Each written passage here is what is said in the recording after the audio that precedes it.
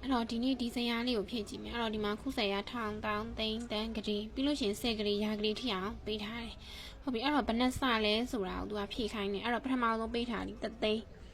အဲ့တော့တသိန်းကနေတသန်းကိုရောက်သွားတယ်အဲ့ဒါဆိုရင်တသန်းဒီတသိန်းရဲ့ဘယ်နဲ့စလဲဟုတ်ပြီနော်အဲ့ဒါအရင်ဆုံးကြည့်မယ်အဲ့တော့တသိန်း10ကဆိုရင်တသန်းဟုတ်ပြီနော်တသိန်း10ကဆိုရင်တသန်းဖြစ်တဲ့အတွက်ကြောင့်မလို့တသန်းဒီတသိန်းရဲ့ဘယ်နှစားဖြစ်မလဲဆိုရင်30စားဖြစ်မယ်ဟုတ်ပြီအဲ့တော့ဒီမှာ30နော်အဲ့ဒါပြင်နောက်တစ်ခုကဒီမှာ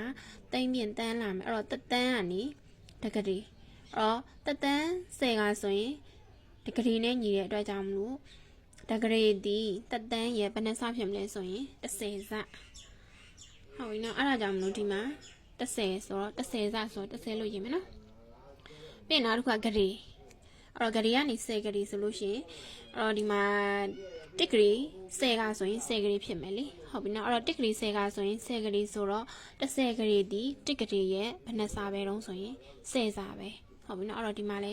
30ပြီးလို့ရှိရင်နောက်တစ်ခုက10ဂရီ10ဂရီကနေရာဂရီအဲ့တော့10ဂရီ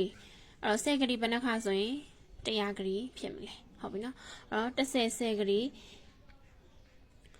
နော်အဲ့10ဂရီကို10ကပေါ့နော်10ဂရီ10ကဆိုရင်အဲ့တော့100ဂရီဖြစ်မယ်အဲ့ဒါကြောင့်မလို့ပြောမယ်ဆိုလို့ရှိရင်10ဂရီရဲ့10စားဖြစ်တဲ့ဂိမ်းကို100ဂရီလို့ခေါ်တယ်အဲ့တော့ဒီအပေါ်မှာတော့စာကြောင်းပါတယ်နော်အဲ့ဒါဆိုလို့ရှိရင်ဒီမှာလည်းဘယ်နှစားဖြစ်မလဲဆိုတော့10စားဖြစ်မယ်ဟုတ်ပြီအဲ့တော့အဲ့ဇယားလေးကိုဖြည့်ကြည့်လိုက်မယ်နော်လိုက်ထဲမှာတော့မဖြည့်တော့အဲ့တော့ဒီမှာဇယားလေးဆွဲပြီးတော့ပဲဖြည့်ပေးထားတယ်เนาะအဲ့တော့ဒီမှာလည်း10စား10စား10စား10စားဆိုပြီးတော့ဖြစ်သွားမယ်ဟုတ်ပြီနော်အဲ့တော့ဒီဇယားဖြည့်တာလေးကိုနားလည်သွားပြီဆိုလို့ရှိရင်အောက်မှာပေးထားတဲ့မိခွန်းမျိုးဖြည့်ကြည့်မယ်နော်အဲ့တော့ဒီမှာနံပါတ်ကကြီးကမိတိဂိမ်းဒီတဲ့တသိန်းရဲ့100စားဖြစ်တဲ့နည်းအဲ့တော့တသိန်းရဲ့100စားအောင်မေးထားတယ်အဲ့တော့ဒီမှာဖြည့်ထားတာတွေအကုန်လုံးက10စား10စားတွေပဲပါအဲ့တော့100စားမပါတယ်အဲ့တော့ဘယ်လိုဖြည့်မလဲဆိုတာတူတူလိုက်ပြီးတော့ဖြည့်ကြည့်မယ်နော်အဲ့တော့ဇယားမှာကျော်10စားပဲပါသေးတာ100စားမပါသေးဘူးအဲ့ဒါဆိုလို့ရှိရင်ဒီမှာတသိန်း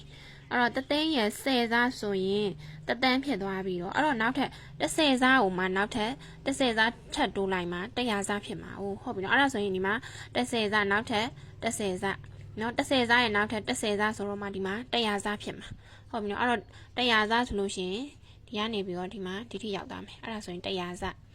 ဟုတ်ပြီအဲ့ဒါဆိုရင်တသိန်းရဲ့100စားဆိုရင်ဒီမှာဘယ်လောက်ဖြစ်သွားမလဲဂရီ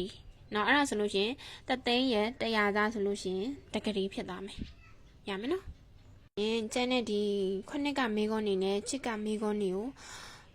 စူးစမ်းပြီးတော့ဖြည့်ကြည့်မယ်ပေါ့နော်နားမလည်တဲ့အပိုင်းရှိတယ်ဆိုလို့ရှိရင်ပြန်ပြီးတော့မေးလို့ရတယ်နော်